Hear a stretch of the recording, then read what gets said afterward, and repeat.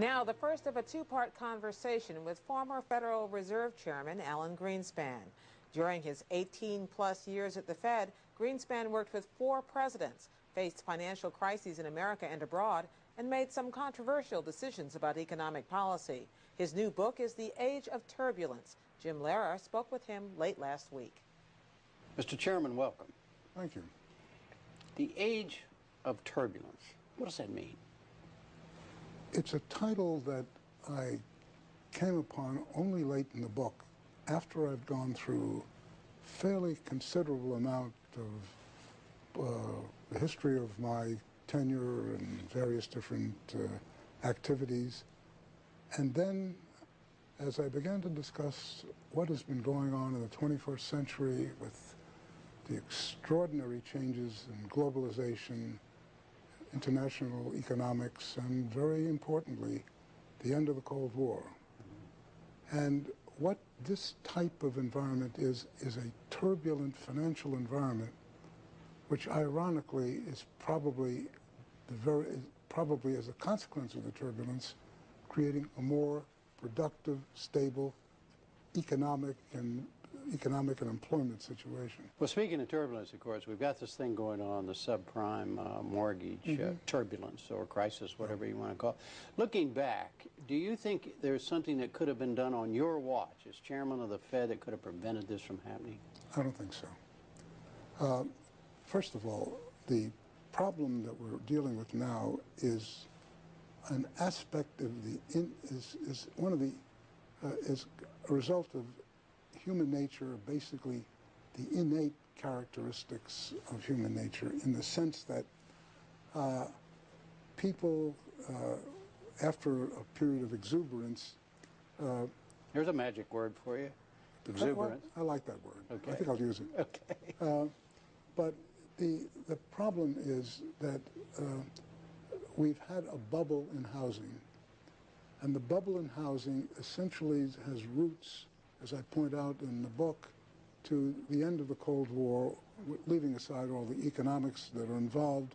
But the consequence, with respect to the end of the Cold War, was a huge change in the geopolitical structure of the world, where 1 billion people who had been relatively well-educated, extremely low paid, but behind the Iron Curtain or in centrally planned or quasi-centrally planned societies, started as a consequence of the result of the decline, the takedown of the Berlin Wall, which showed an extraordinary amount of economic ruin behind the Iron Curtain. And very quietly, with no fanfare, vast amounts of people abandoned central planning. And for example, in China, there was a huge move of people from the provinces down into the special enterprise zones in the Pearl River Delta, which created a huge economic boom, which we're all aware of. And those economics essentially, as I describe in some detail in this book, created a very major decline in long-term interest rates around the world. In every major country, housing prices went up very sharply. Because interest rates were down, it was easy to buy a house. Absolutely. And the market boomed. And the market boomed. It boomed too much? Well, yes, I think it did boom too much. But you don't feel any responsibility for keeping interest rates low? Well, let me tell you, we had no choice. I mean, we're the vaunted Federal Reserve, but this global force was suppressing us.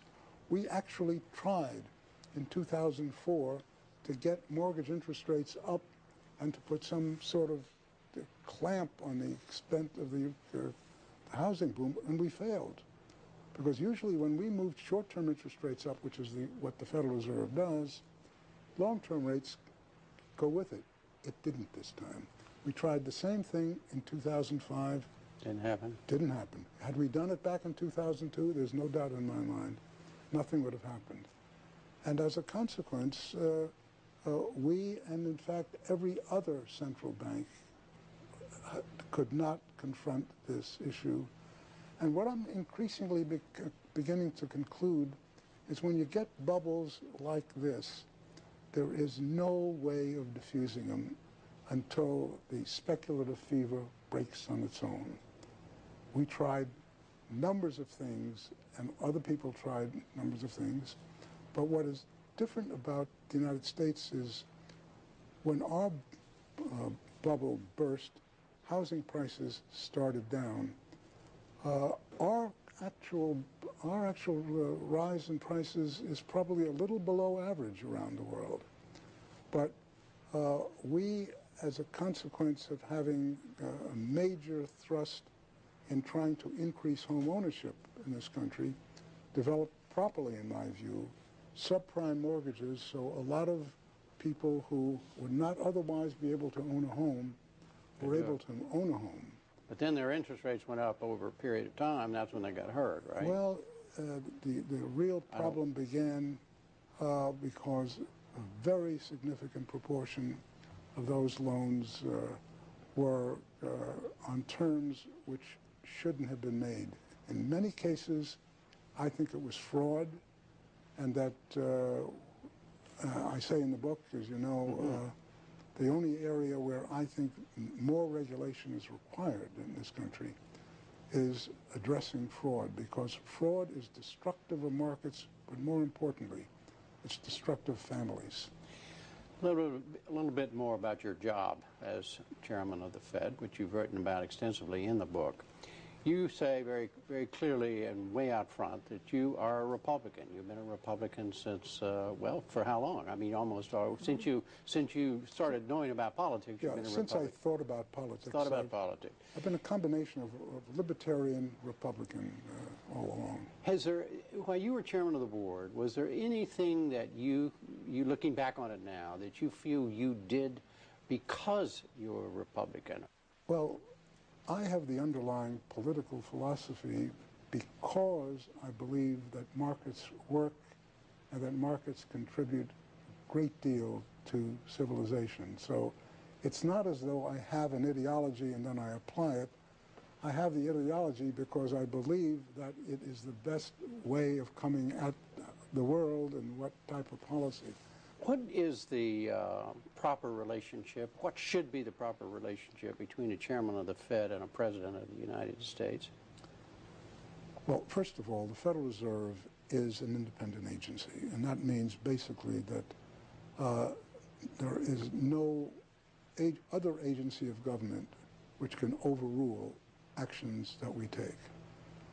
So long as that is in place and there is no evidence that the administration or the Congress or anybody else is requesting that we do things other than what we think is the appropriate thing, then what the relationships are don't frankly matter. And I've had very good relationships with presidents. Well, I know that you mentioned it in the book, and everybody knew about it at the time, that President George H.W. Bush blamed you, partly at least, for his re-election laws. I think he said fully. I think fully. You're right. I'm trying to put help you out there a little bit. What is it you did that that upset him so? We started to ease interest rates after the credit crunch in the late 80s, and he felt that we were not lowering them sufficiently rapidly to re-galvanize the economy.